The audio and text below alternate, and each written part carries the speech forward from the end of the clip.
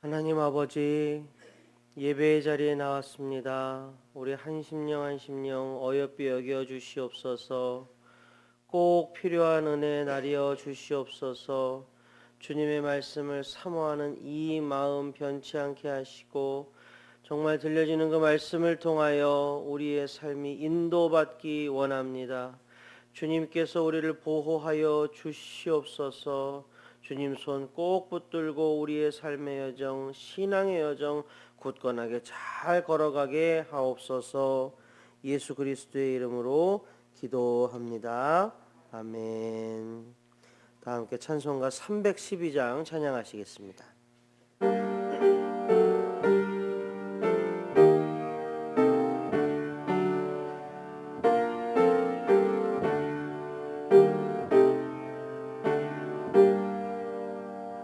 너 하나님께 이끌리어 일평생 주만 바라면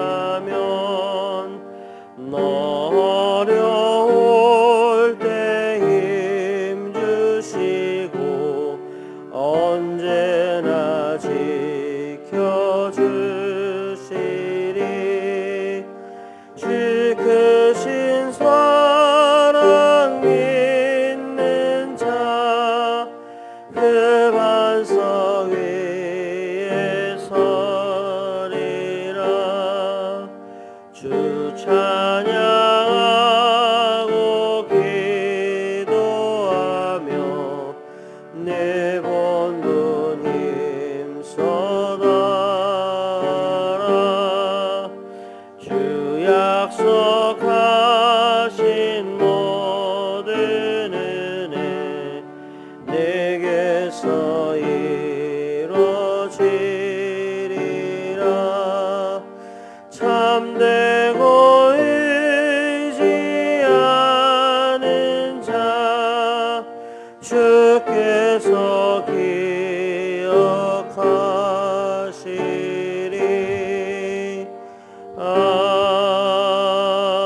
아멘. 김영민 장로님께서 기도 인도해 주시겠습니다. 사랑과 은혜가 풍성하신 하나님, 언제나 교회와 가정을 지켜주시고 평강으로 인도해 주시는 은혜에 감사와 찬양을 올려드립니다. 사랑으로 참고 기다리시는 하나님, 세상과 더불어 살면서 하나님의 영광을 가린 저희들의 죄를 고백하고 뉘우치오니 용서하여 주시옵소서. 사랑과 정의와 공의 하나님, 우리나라가 주님의 손에 있음을 고백하며 간절히 기도합니다. 자신이 속한 집단 이익을 위하여 민의를 왜곡하고 정쟁과 계층 간 갈등을 조장하는 이들을 바른 길로 인도하여 주셔서 우리 사회가 정의롭고 행복한 사회가 되게 하여 주시옵소서. 아멘. 우리를 향한 한없는 사랑과 은혜로 이 땅에 가정을 세우신 하나님 아버지, 허락하신 가정들이 이 땅에서 작은 천국이 되어 가족들이 쉼을 얻고 위로받으며 신실한 신앙의 가치관과 진실한 행함이 있는 하나님의 뜻에 합당한 가정이 되게 하여 주시옵소서. 아멘. 교회의 머리 되신 하나님, 저희 교회가 계획하고 진행하는 모든 일정을 주관하여 주셔서 온 누리의 빛을 발하는 사명을 잘 감당하는 빛과 소금 교회가 되게 하여 주시옵소서. 아멘. 말씀을 통해 지혜를 주신 하나님, 이효선 목사님이 전하시는 말씀을 통하여 우리를 무너지게 만드는 사람들과 환경 속에서도 주의 말씀을 찾아 행하는 성도가 되게 하여 주시옵소서. 우리를 세심한 관심과 사랑의 시선으로 주목하시는 거룩하신 예수님 이름으로 기도드립니다. 아멘. 아멘. 이 아침 우리에게 주신 하나님 말씀은 시편 119편 81절부터 96절까지의 말씀입니다. 저와 한 절씩 교독하시고 마지막 절을 함께 읽도록 하겠습니다. 나의 영혼이 주의 구원을 사모하기에 피곤하오나 나는 주의 말씀을 바라나이다. 나의 말이 주께서 언제나 나를 안위하실까 하면서 내 눈이 주의 말씀을 바라기에 피곤하니이다. 내가 연기 속을 가죽부대같이 되었으나 주의 율례들을 잊지 아니하나이다. 주의 종의 날이 얼마나 되나이까. 나를 핍박하는 자들을 주께서 언제나 심판하시리이까. 주의 법을 따르지 아니하는 교만한 자들이 나를 해하려고 웅덩이를 팠나이다. 주의 모든 계명들은 신실하니이다. 그들이 이유 없이 나를 핍박하오니 나를 도우소서. 그들이 나를 세상에서 거의 멸하였으나 나는 주의 법도를 버리지 아니하였사오니 주의 인자하심을 따라 나를 살아나게 하소서. 그리하시면 주의 입의 교훈들을 내가 지키리이다. 여호와여 주의 말씀은 영원히 하늘에 굳게 섰사오며 주의 성실하심은 대대에 이르나이다. 주께서 땅을 세우셨으므로 땅이 항상 있사오니 천지가 주의 규례대로 오늘까지 있음은 만물이 주의 종이 된 까닭이니이다. 주의 법이 나의 즐거움이 되지 아니하였다면 내가 내 고난 중에 멸망하였으리이다. 내가 주의 법도들을 영원히 잊지 아니하오니 주께서 이것들 때문에 나를 살게 하심이니이다. 나는 주의 것이오니 나를 구원하소서. 내가 주의 법도들만을 찾았나이다. 악인들이 나를 멸하려고 엿보오나 나는 주의 증거들만을 생각하겠나이다. 내가 보니 모든 완전한 것이 다 끝이 있어도 주의 계명들은 심히 넓으니이다. 아멘. 할렐루야. 사랑하고 존경하는 우리 빛과 소금 가족 여러분, 잘 오셨습니다. 환영하고 축복합니다. 자, 오늘 이 아침 우리에게 주신 하나님 말씀 시편 119편 81절부터 96절까지 말씀입니다. 오늘 말씀을 묵상할 때 우리의 현실과 긴밀한 연관성을 가지고 있다라는 생각이 들었습니다. 우리가 살고 있는 현대 사회를 칭하는 여러 말이 있습니다. 그 중에 이런 말이 있습니다. 피로사회라는 말입니다. 말 그대로 오늘날 사회가 피곤한 세상이라는 겁니다. 여러분은 어떠십니까?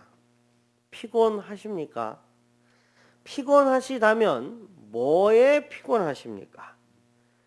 다양한 대답이 있을 수 있는데 아마 많은 분이 저와 비슷한 것 때문에 피곤하실 거라고 생각합니다.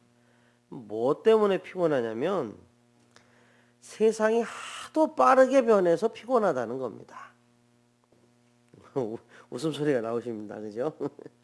도대체 뭘 얼마나 빠르게 편리하게 하겠다고 왜 그렇게 하루가 멀다 하고 새로운 게 나오는지 모르겠습니다. 제가 신학대학원에 입학할 때 나이가 30살이었습니다. 그때 학교에서 목회를 위해서 이런저런 것들을 이제 배웠지요.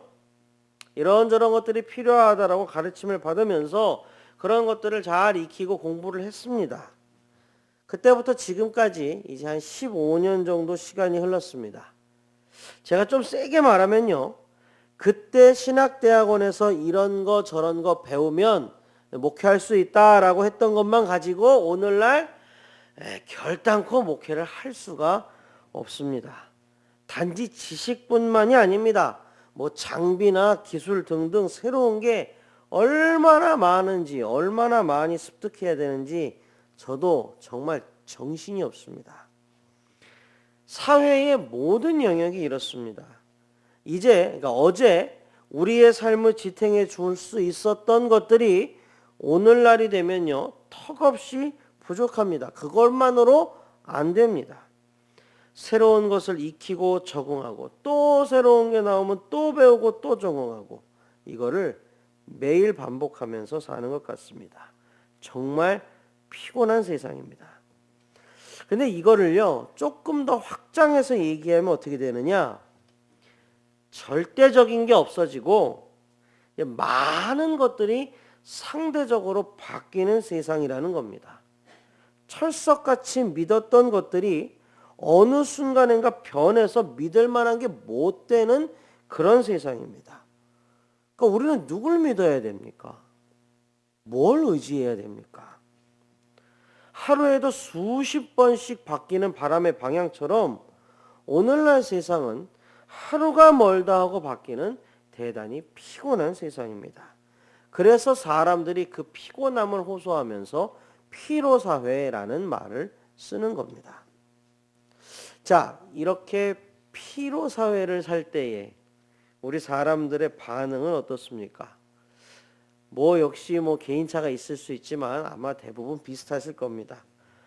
좀 안 변하면 안 되나? 바뀌지 않고 오랜 시간 동안 묵묵히 지탱해 줄 수 있는 그 무언가, 다시 말해서 내 마음의 의지가 되고 평안을 줄 수 있는 듬직한 무언가를 사람들이 다 찾는다는 겁니다. 그래서 현대사회에서 나타나는 현상 중에 하나가 아이러니죠. 사람들이 종교를 찾는 데입니다. 자기에게 굳건한 믿을 구석을 제공해 줄 그 무언가를 기대하면서 말이죠. 자, 세상에 많은 사람들이 그러합니다. 그럼 우리들은 어떻습니까? 우리 믿는 그리스도인들은 어떠냐 이 말입니다. 오늘 본문 시인의 그 당대에도 상황은 크게 다르지 않았나 봅니다. 허황된 것들이, 그런 거짓들이 횡행하고 그랬나 봅니다. 그래서 저자가 노래를 합니다. 여호와여, 주의 말씀은 영원히 하늘에 굳게 섰사오며 주의 성실하심은 대대에 이르나이다. 주께서 땅을 세우셨으므로 땅이 항상 있사오니 천지가 주의 규례들대로 오늘까지 있음은 만물이 주의 종이 된 까닭이니이다. 아멘. 여러분, 우리가 높은 산이나 망망대해 앞에서 그 위험과 장관에 압도당하는 이유가 무엇일까요? 아마도 그 장관 세월 동안 변함없이 거대하고 굳건한 그 모습 때문일 겁니다. 그리고 그 모든 광대한 자연을 지으신 분을 우리는 알지요? 바로 창조주 여호와 하나님이십니다. 말씀이 곧 하나님이신 것도 우리는 압니다. 하나님의 말씀은 변개하지 않습니다. 이사야 40장 8절이 진리를 선포합니다. 풀은 마르고 꽃은 시드나 우리 하나님의 말씀은 영원히 서리라 하라. 아멘. 세상의 풍랑은요, 땅과 하늘이 존재하는 한 우리 주님 오시는 그날까지 계속될 겁니다. 세상의 무사람들은 그 풍랑에 따라 이리저리 흔들리며 요동치며 불안하고 두려워하며 걱정과 근심 속에 살아가게 마련이지만, 하지만 우리 믿는 그리스도인들은 그래서는 안 되지 않겠습니까? 왜 그렇습니까? 우리에게는 변개하지 않는 태산과도 같이 무거운 굳건한 하나님의 말씀이 있기 때문입니다. 자, 여기에서 한 걸음 더 나가 볼까요? 하나님의 말씀은 우리에게 어떻게 인식이 됩니까? 우리는 말씀으로부터 많은 유익을 얻습니다. 하나님의 말씀에는 여러 가지 효용이 있지요. 자, 기본을 한번 따져보겠습니다. 성경이 두 책으로 나뉩니다. 뭐죠? 구약, 신약입니다. 이 약은 약속할 때 약자입니다. 하나님의 말씀은 약속입니다. 여러분, 모든 예언서와 선지서의 기초가 뭐였습니까? 하나님께서 말씀하시는 거예요. 내 말은 반드시 이루어진다. 그리고 이것이 성경 전체에도 확장이 됩니다. 성경의 모든 책이 다 마찬가지입니다. 하나님의 말씀은 단 한 글자도 허투루 기록된 것이 없습니다. 모두 다 분명한 목적과 의도를 가지고 기록이 되었습니다. 그리고 절대적인 하나님의 말씀은 약속일진데 하나님의 때에 하나님의 방법과 섭리대로 1.1에게 오차도 없이 반드시 이루어집니다. 이것이 우리의 신앙의 기초입니다. 하나님에 대한 신뢰, 하나님의 말씀에 대한 절대적 신뢰입니다. 이 신뢰가 오늘 본문에도 기록이 되어 있습니다. 본문의 첫 번째 단락 81절부터 88절의 주된 내용이 그겁니다. 말씀을 붙드는 하나님의 사람들은 세상에서 을에 핍박을 받습니다.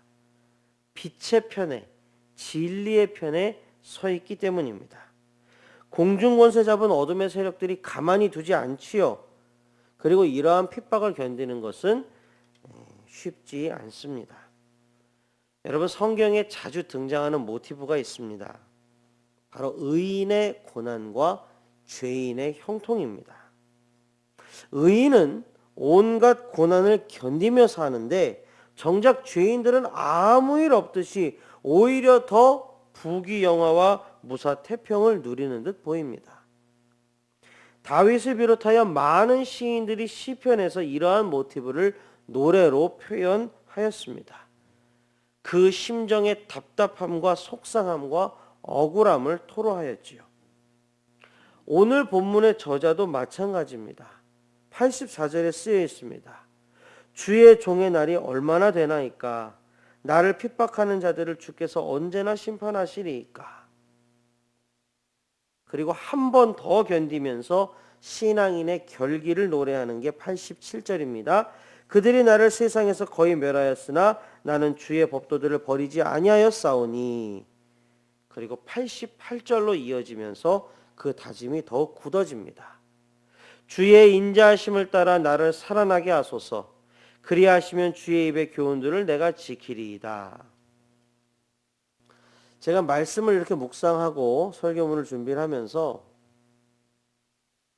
이 본문이 옛날에 있었던 그 어떤 만화 영화 주제가 가사 같은 거예요. 이런 가사가 있었어요. 외로워도 슬퍼도 나는 안 울어. 네. 시인이 지금 그 얘기를 하는 겁니다. 고달프지요. 힘들지요. 이것저것 맨날 다 변하고 거짓되고 허황되고 하루에 수십 번 수백 번 바뀌는 바람, 그 풍랑 바람의 방향 마냥 도무지 의지할 데 없고, 그럼에도 불구하고 주님의 말씀을 내가 끝까지 붙들고 한번 견뎌보겠나이다 라는 시인의 고백이 우리에게 깊은 울림을 줍니다. 자, 본문을 개괄해 봤습니다. 시편 119편의 말씀 예찬이 계속되고 있습니다. 자, 오늘날 우리는 성경책을 어렵지 않게 접할 수 있습니다. 서점에 가보면요, 이렇게 예쁜 성경책들이 왜 그렇게 많은지 각양각색의 성경책이 즐비합니다. 여러분, 인터넷에서 유튜브 열면요, 하루에도 수천 개의 설교가 쏟아집니다. 성경에 관련된 강의, 성경에 관한 동영상이 진짜 쏟아집니다.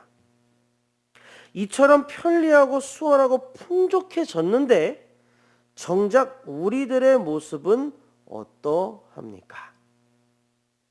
예전에는요, 성경책 한 권 갖는다는 게 엄청난 일이었답니다. 중세의 암흑기에는 성경을 일반 대중들이 읽는 것조차 불가능했습니다. 장로교의 소중한 전통 중에 사경회라는 게 있습니다. 조사하다 할 때 그 사자를 써서 아주 집중적으로 자세히 말씀을 공부하고 연구하는 집회를 말합니다. 그러한 사모함이 있었더랬습니다. 말씀이 위력이 있었습니다. 말씀이 선포될 때 회개의 눈물이 있었고 결단의 주먹을 쥐었습니다. 어떻게든 말씀대로 살아보려고 우리의 신앙의 선진들은 안간힘을 쓰고 대가를 지불했습니다. 시편 119편은요, 시편 중에서 가장 깁니다. 무려 176절이나 됩니다. 그리고 그 176절이 전부 다 뭐냐? 말씀 예찬입니다. 이러나 저러나 외로워도 슬퍼도 나 안 울고 내가 말씀 붙들겠다라는 다짐이고, 말씀만 의지하며 살겠다는 선포입니다. 말씀 사모하겠습니다. 말씀 기다립니다. 말씀에 귀 기울입니다. 그 말씀대로 살기 위해 내가 노력하겠습니다. 전부 다 그 내용입니다. 말씀 묵상은 우리네 삶의 자리와 반드시 연결이 되어야지요. 우리가 그냥 뭐 문자풀이 자꾸풀이 하자는 게 아니잖아요. 국어 시간 아니잖아요. 시편 119편은요, 그 장 전체가 한 가지 내용으로 이루어지며 우리에게 거대한 파도와 같이 밀려옵니다. 말씀으로 충만하게 채워진 한 편의 시가 우리의 심령에 도전해 옵니다. 당신은 어떠한가? 이보시오, 시편 119편의 저자인 나는 이런데 이 시편을 읽는 당신은 어떠하시오?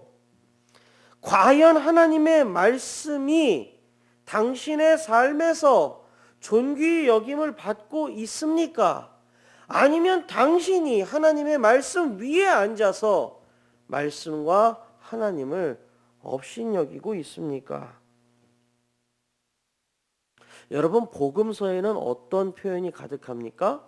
예수님께서 이러이러하셨는데 그것으로 하나님의 이러이러한 말씀을 이루려 하심이라 라는 게 복음서에 가득합니다.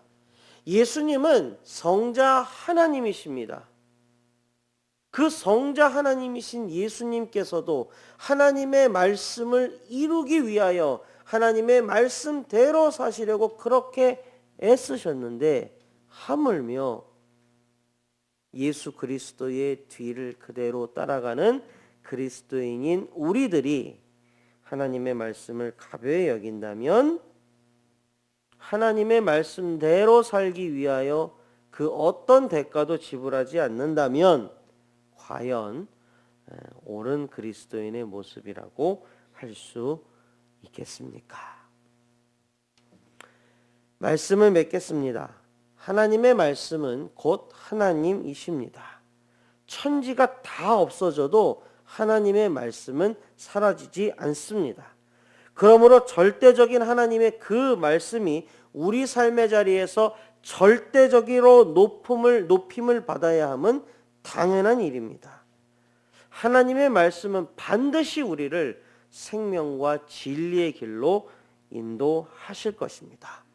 결코 흔들리지 않는 하나님 말씀 반석 위에서 오늘 하루도 굳건하게 버티고 승리하시기를 주님의 이름으로 축복합니다. 다 함께 기도하시겠습니다.